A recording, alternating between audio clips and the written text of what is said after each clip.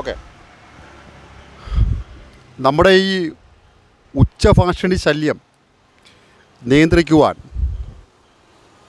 ഹൈക്കോടതിയുടെയും supreme കോടതിയുടെയും വിധികൾ നടപ്പിലാക്കണമെന്നും സർക്കാർ ഉത്തരവുകൾ നടപ്പിലാക്കണമെന്നും ആവശ്യപ്പെട്ടുകൊണ്ട് നാസ്തിക് നേഷൻ സംഘടിപ്പിക്കുന്ന പൊതുജനങ്ങളുടെ അഭിപ്രായവും അവരുടെ ഒപ്പ് ശേഖരിക്കലുമാണ് നമ്മളിവിടെ നടത്തുന്നത്. പല സ്വതന്ത്ര ചിന്താ ഗ്രൂപ്പുകളുടെയും പ്രവർത്തന ഫലമായി, വ്യക്തികളുടെ പ്രവർത്തന ഫലമായും കോടതികളും സർക്കാരുകളും ഇതിന് പല പല നിയന്ത്രണങ്ങൾ കൊണ്ടുവന്നിട്ടുണ്ട്. സുപ്രീം കോടതിയുടെ വിധി തന്നെ ഉണ്ട് ശബ്ദശല്യം നിയന്ത്രിക്കുന്നതിന് വേണ്ടി.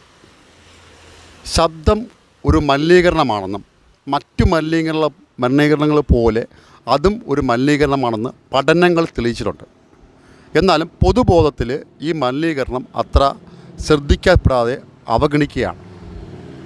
പഠിച്ചവരും അതിനെക്കുറിച്ച് ഗവേഷണം നടത്തിയവരും ഇതിൻ്റെ അപകടങ്ങളെക്കുറിച്ചൊക്കെ പല പല ലേഖനങ്ങളും പ്രഭാഷണങ്ങളും ഒക്കെ നടത്തിയിട്ടുണ്ട്. സർക്കാരും കോടതികളും അതിനെ ഗൗരവത്തിലെടുത്തിട്ടുണ്ട്. എന്നാൽ പോലും ഇന്നും ഇത് നടപ്പിലാക്കുവാൻ നമ്മുടെ നിയമസമിതിയിൽ നിന്നുകൊണ്ടുള്ള ആൾക്കാർ തയ്യാറാകുന്നില്ല. കാരണം അത് മിക്കവാറും ശബ്ദം ഉച്ചഭാഷകൾ ഉപയോഗിക്കുന്നത് ഭൂരിഭാഗവും മത ആരാധനാലയങ്ങളാണ്. മത ആരാധനാലയങ്ങളിലെ നടപടി എടുക്കുവാൻ ഇവർ മടിക്കുന്നുണ്ട്. അത് മതത്തിൻ്റെ ആഘോഷങ്ങളെ ഭയക്കുന്നതിൻ്റെ ഭാഗമായി കാണാം. എന്നാലും ഇതിൻ്റെ ആപത്തുകൾ പൊതുസമൂഹത്തിന് വളരെ വലുതാണ്. പ്രത്യേകിച്ച് ശാസ്ത്രീയപരമായി ഈ ശബ്ദത്തെ നിയന്ത്രിക്കാൻ വേണ്ടിയുള്ള അളവുകോലുകൾ നിലവിൽ ഡെസിബിൾ എന്നാണ് കണക്കാക്കുന്നത്. അതായത് 70 മുകളിൽ ഡെസിബിൾ നമ്മൾ തുടർച്ചയായി കേട്ടാൽ അത് ആരോഗ്യ പ്രശ്നവും കേൾവിക്കുറവിനും കാരണമാകുമെന്ന് ആരോഗ്യവകുപ്പ് വെളിപ്പെടുത്തിയിട്ടുണ്ട്.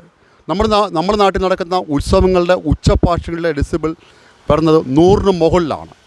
അതായത് ഒരു വെടിക്കെട്ടിൻ്റെ ഡെസിബിൾ എന്ന് പറയുന്നത് 150. അപ്പോൾ ഇത്രയും അളവിലുള്ള ശബ്ദം മനുഷ്യൻ കേട്ടാൽ അവൻ്റെ മസ്തിഷ്കത്തിലുണ്ടാകുന്ന അപകടങ്ങളെക്കുറിച്ച് ന്യൂറോ സയൻസിനെ വ്യക്തമാക്കിയിട്ടുണ്ട്. അതോടൊപ്പം തന്നെ ഒരു ഗർഭസ്ഥ ശിശുവിനുണ്ടാകുന്ന ആരോഗ്യ പ്രശ്നങ്ങളും ആരോഗ്യവകുപ്പ് കൃത്യമായി രേഖപ്പെടുത്തിയിട്ടുണ്ട്.